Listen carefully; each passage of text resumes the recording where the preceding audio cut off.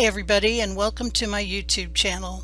You're probably wondering why I have these things here instead of a card, but what's going on today is I'm going to be making a baby card, but I'm not going to be making a traditional light blue or light pink card.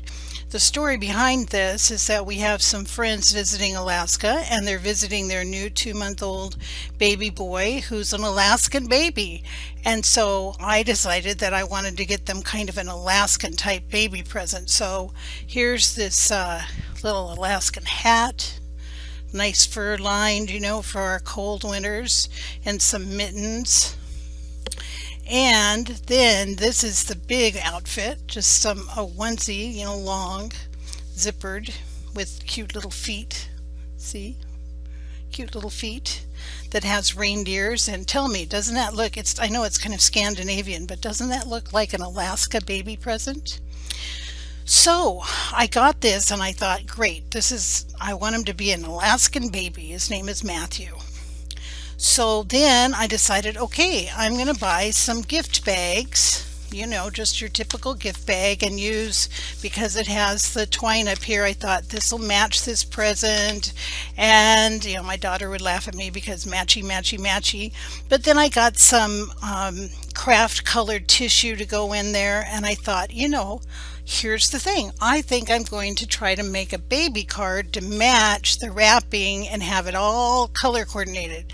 So what I did is I decided I wanted to use some of this paper from the gift bag, because there was a whole set of gift bags, and I think if I hold it up there you can see that it's got little stripes in it. It's really cute. And here you can see on this one that I cut out part of it. It's got a craft on the inside, and so this was a package of like 5 or 6 bags for really cheap, and the one that I really destroyed, I'm not even showing you, but you can see that I cut out part of the paper. So this was my inspiration from one of the members in our community of Facebook card makers that I have, Sandy's Poema, and I'll have a link to it underneath in the information section. But anyway, she did a recycled card this week, and this isn't exactly upcycled, but at the same time it's using resources besides your usual cardstock. So I thought, okay, I'm going to make this happen. So the other thing I need to tell you before we get started is that I am reorganizing my craft room. In fact, if you saw it right now, you would see heaps and heaps, and I mean, I'm not kidding when I say heaps. I mean, I have everything out of my shelves, piled all over the room. It's a genuine mess. So I did some of the die cutting and everything ahead of time here, because everything is piled so high and deep that I thought this isn't going to work doing this whole thing live. So I'm going to do it, and you're going to see, I'll explain all the steps, but I'm not going to do everything right in front of your eyes, because literally, I'm telling you, it's a mess around here. But hopefully in the end it will get to being really organized and wonderful. But in the process, that's where we are. So I started out this card by making my own card base out of some really thick, I think 120 or 140 craft cardstock. I cut the base 4 1/4 inches wide and 11 inches long. And then I just scored it in the middle at 5 1/2 inches and folded it. And then I put a cream color panel on the inside for writing on and everything. We're going to do something to that in a minute. But that's my basic card. And I'll put all these measurements, of course, down below in the information. So then I thought, okay, how am I going to use this bag, So what I did was I took a piece of the bag that I cut out, and I put it with some double-sided tape on a piece of craft cardstock just like this, because the one thing about using that kind of a bag is that the paper is super, super thin.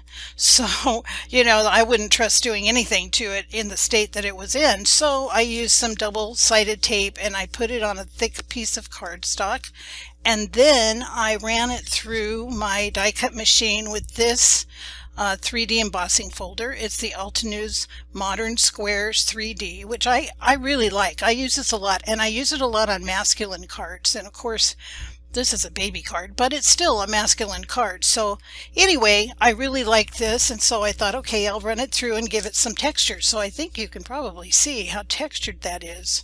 So what I'm going to do right now is I'm going to glue this down to the front of my card base, and I think I'm just going to go ahead and use some double-sided tape again.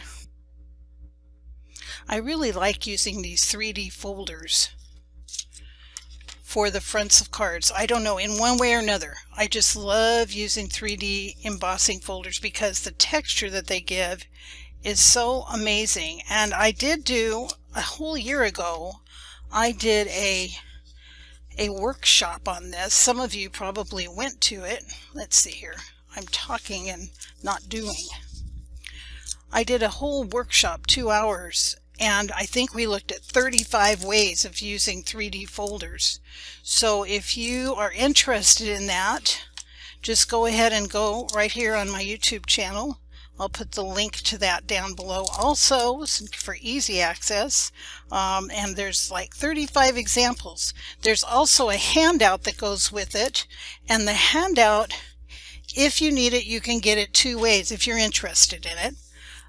The first way is to join my Facebook group, because I have all of my documentation, all of my handouts, all of my information there in the files section of our Facebook group.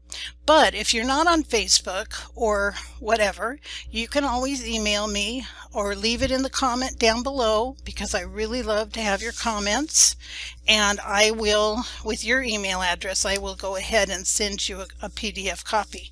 But it's really nice and convenient to have the ones all listed there, because I have a lot of workshops, and frankly, if I tried to email everybody every workshop handout, it would be kind of cumbersome for me. So I would, my preferred way is that you would go ahead and go to Facebook, join my group. There's a group of wonderful ladies there, one man, wonderful crafting ladies. We have almost 600 of us now. And so I would love to see you there. So I'm just going to put this down right here and center it on here. This card is actually quite easy to make. It's not anything complicated, and I just made it up out of my head because I wanted to see if I could use this paper bag and make it all match. But I'm really liking the way it looks with the craft cardstock and with that 3D embossed folder. Isn't that cute? I really like it. Okay, so the next thing I'm going to put here on the front is this little onesie, and I think it's so cute. I cut it out of the same, I die cut it out of the same cream color, vanilla color cardstock that I used for the inside here. And as you can see, it says welcome little one. It's also an Altenew set. It's this one, the layered gift tag onesie die set. So there's a onesie that has the words in it, and then there's a onesie that's just plain. But I decided to use the one with the words in it, and I backed it with just an extra piece of the craft cardstock. And doesn't that look cute? I really like that too. So I'm going to go ahead and glue this on. This is a really straightforward card. I didn't want to make it too frou-frou, you know, especially for a boy. So I think I'm just going to go ahead and use tape again. This time I'm going to use a little narrower tape, I think. When I told my husband I wanted to do this, of course you're thinking probably, why in the world would she be talking about this with her husband? Well, here's the deal. My husband and I have been together. We were counting our first date. It's almost August 1st now. And our first date was August 10th, no, 11th, 1967. So we were saying yesterday, oh my gosh, 55 years. How did that happen? We've been together forever. We started going steady on my 16th birthday. And so anyway, he's my best friend, and pretty much I run everything by him. And one of our expressions that he started a long time ago was, I have a wild and crazy idea. Which doesn't necessarily need to be that wild or crazy, but just something different. And then I always say, oh, let me sit down, because I don't know how I'm going to take this. So when I decided to make this this card, I said to him, "Oh, I don't know. I've got a wild and crazy idea for this baby card, and you need to tell me if you think it's stupid."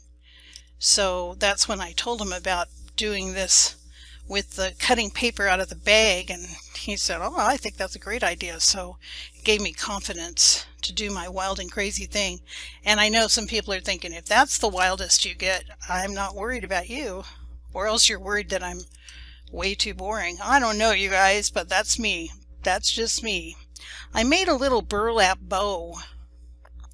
And that's another thing I ran by my husband. I said, "This is a boy card. Should I be having a bow on it?" And he said, "It's a baby." So I said, okay. So I put a little bow. I'm gluing that on with some liquid glue. And remember that I go through these in live time, because I have so many people telling me they really like that and they don't want me to speed everything up in high speed. But if you want to speed it up, you can speed it up anytime you want. So there's my bow, and I made that out of this burlap ribbon, which I really like. I have a couple weights of this, couple widths. But what you can do is you can just cut down the middle of these strands, and you can, if you cut down in here in between these, you can make as wide or as narrow of ribbon as you want out of this, because it's just a lot of little individual strands held together. So you can actually make any width of ribbon that you want, even a single strand like that. If you want some twine, you pull it out, and there you have your twine. So you don't have to buy a lot of different widths of this or a lot of different twines. You can make any width you want from that one type of ribbon. I think I got this on Amazon. If I did, I will link it down below as well. I use it a lot on masculine cards or outdoorsy cards, fishing kind of scenes and things like that. And I was just looking for something different on here. Now, we probably will come back to the front, but I want to show you what else I made for the inside. So I made this congrats sentiment, and I did the same thing. I used the paper. Here's the sheet I used. I used the paper. I used double stick tape to put it onto a piece of craft, and then I just cut it out, die cut it with a die that I've had in my stash for, well, ever since I started card making 2.5 years ago. I don't even know who makes it. I have a lot of these little sentiment dies to use. And so I took a piece of the cream colored cardstock, same cardstock, but I found out this new tip that I really have been using more. When I just want something shiny, I wanted to have some shine on this sentiment, since it's just plain cream colored. And so I'm just picking out all these little extra things here. It's because it looks ugly. And so what I did was, can you see that I put tape on top of this? And here's what it is. It's just regular packing tape. Just this clear packing tape. You put it over the cardstock that you want to die cut. And you can see I have a strip across here. Then you die cut through it, and guess what? It turns out shiny, and it's really cool, and it's really easy. And so for this sentiment, I used this set, which is the Altenew Signature Words die set, and I love this set. This is not a sales pitch. I'm just telling you, I use it a lot. It has all this really cool like script, only 3 words: hello, thanks, and congrats, but I use it a lot. And why I was picking all of that out is that I put some double-sided tape on the back of this as well, so that when I die cut it, I could just take the sentiment off of there and glue it right onto here without having to use any actual messy glue. So again, all of these supplies will be listed down below. So there's my sentiment, and this time I think I am going to use liquid glue to glue it on. I need to find my liquid glue. Here we go. And I will be perfectly honest, true confessions.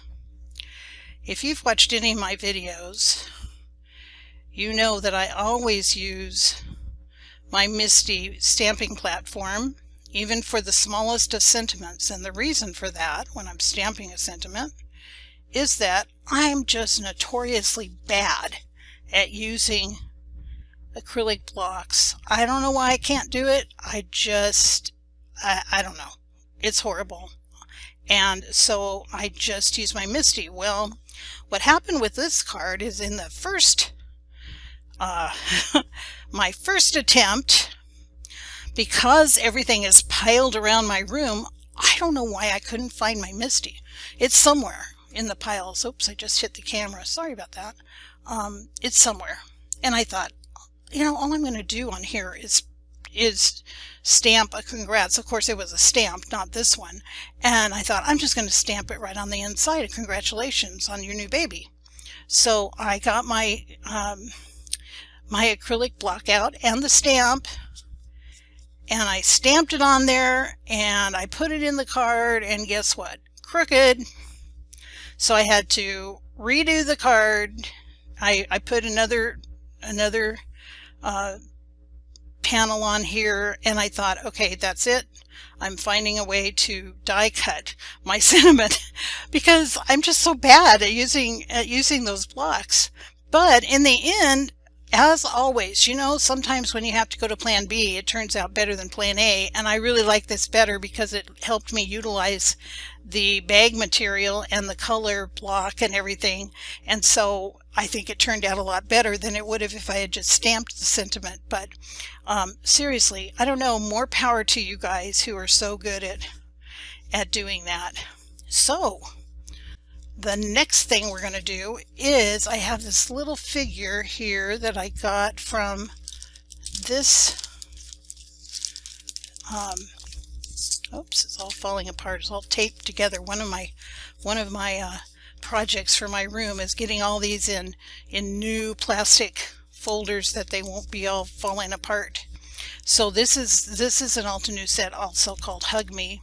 And I'm using this little guy here and this little heart balloon over here off of it, and see how it says welcome baby and some other baby sentiments, and that's what I was going to stamp in there, but it didn't work. So I am just using these two little guys. I'm going to color them real quick. They're just tiny, tiny, tiny, and I decided that I would go with a gray fox.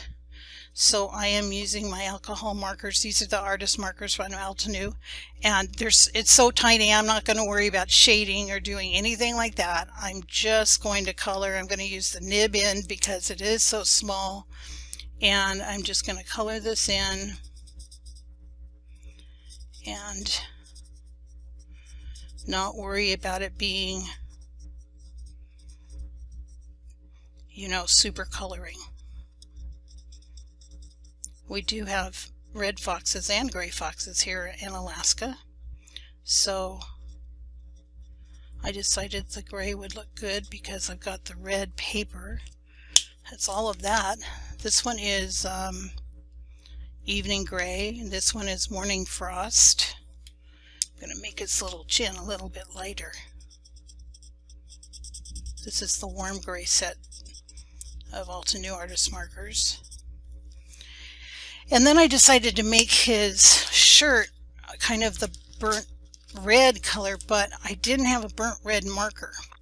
So I experimented, and what I came up with was a blend of fire brick, which is pretty orange, and then this one is vineyard berry, which you think, well, that would be purple, but the combination kind of looks like the paper. So let's see if it does here. We'll see what happens. I'm going to put the orange down first and get it wet.